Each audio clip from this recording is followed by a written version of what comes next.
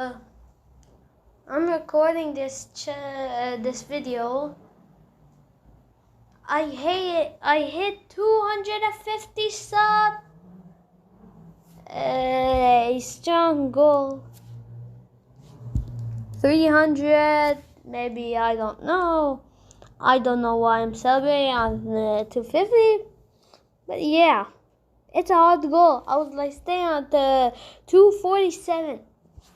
So, here in my downloads, we can see I have downloaded this video where, wait a minute, it's take a lot of sound.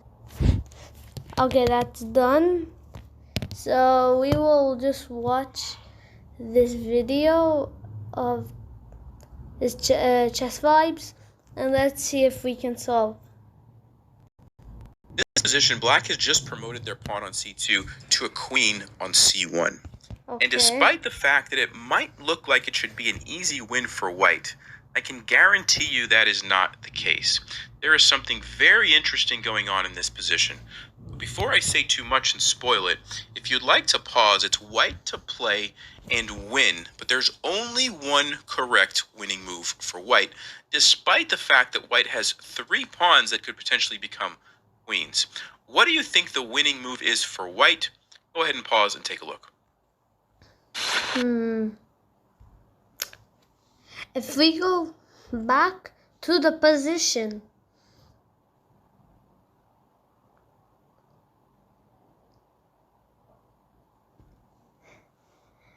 I don't know, like the B pawn, the D pawn, or what is the best?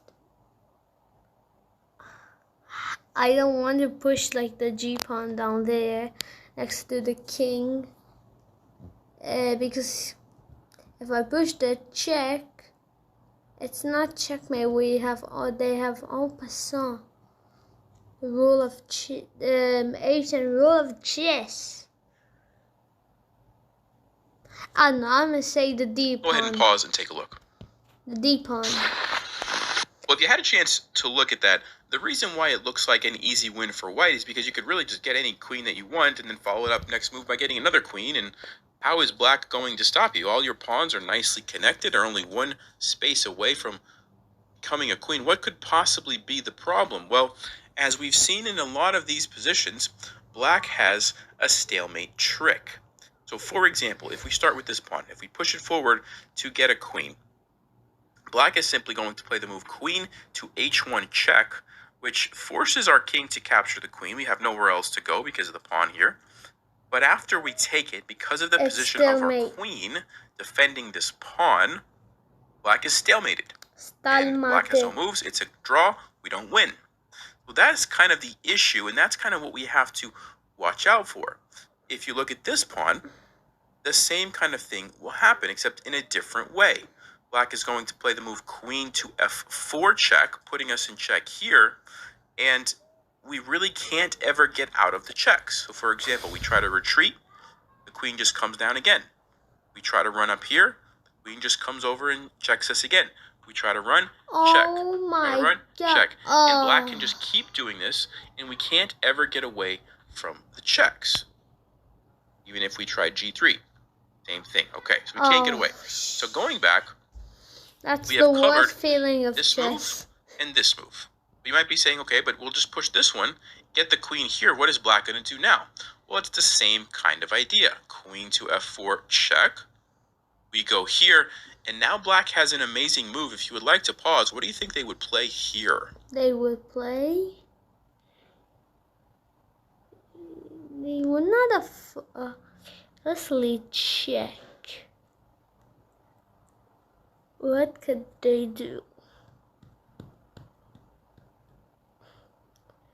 What, you sacrifice the queen on queen to h2? Well, if you had a chance to look at that, the move is queen to c1 check, and you'll notice that our queen is actually able to just take the queen. But if we take it, look at this. Again, we defend that pawn, and again we stalemate black. Black has no moves. The pawn is stuck. The pawn is stuck. The king is trapped. Okay, so same idea. And of course, if we don't take the queen, well, then black's just going to go back and forth, and we can't get out of the checks. Again, we see a perpetual check. So if we can't move either of these 3 pawns forward to get a queen, what could the winning move possibly be? What? Well,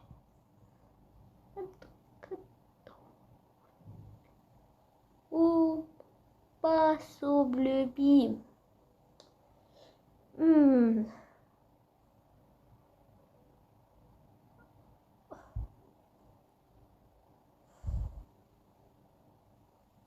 Oh, wait. I think we do need to have en passant. Or I just will like watch this video and say, you are wrong. It's that move.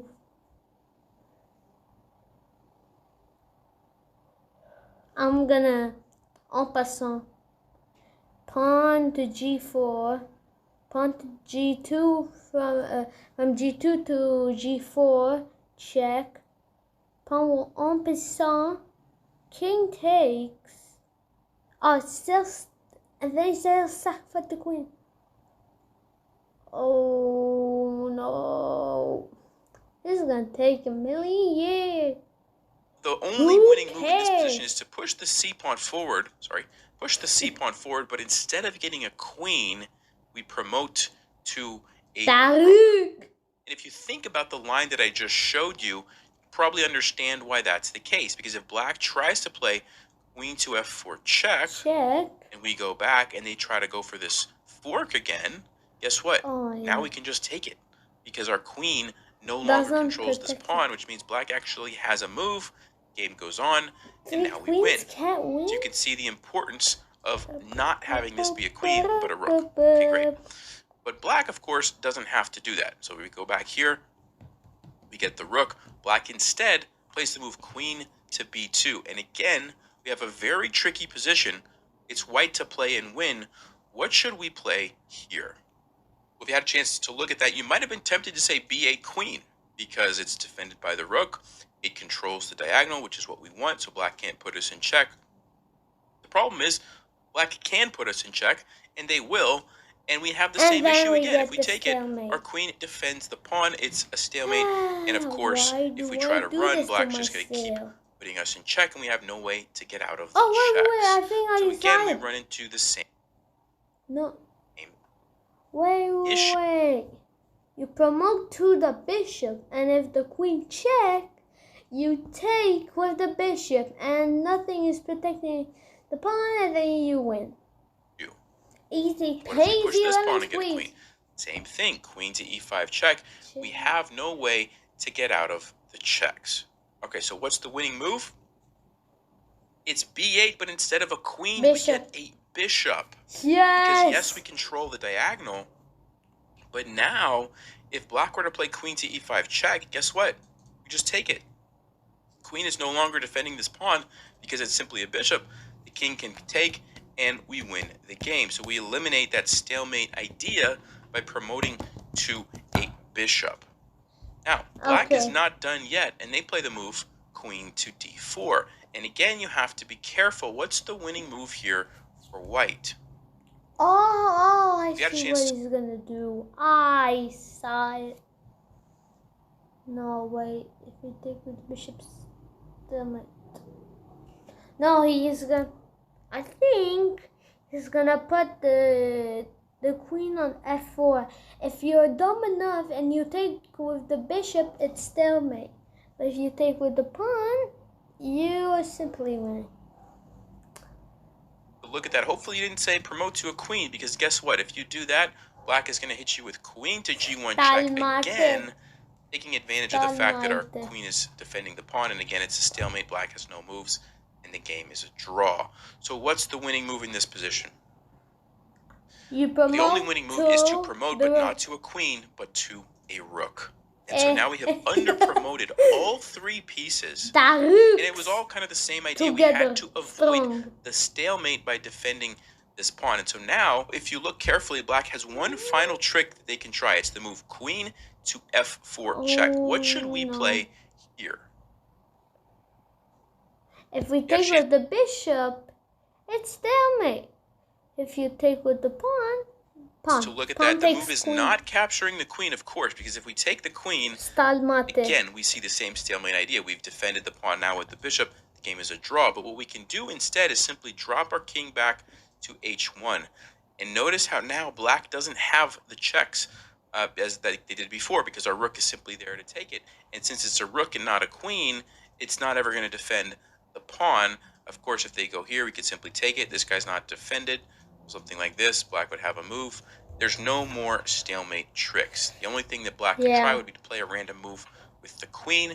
But what you're going to see in a position like this is that the three pieces are actually too powerful for the queen. So for example, check, check, and then bam, you can see the skewer here where we win the queen and we win the game. That's just an example of how the game could go. But the key to this position, going all the way back to the beginning, was not ever to promote to a queen. You had to under-promote all three of these. Rook, bishop, and rook was the only way to win this fascinating position. Congratulations if you saw that. I hope you guys enjoyed that one. I always enjoy these. I really enjoy your videos, Chessboy. Thank you for 250 subs. We would try to get 300. Anyways, bye.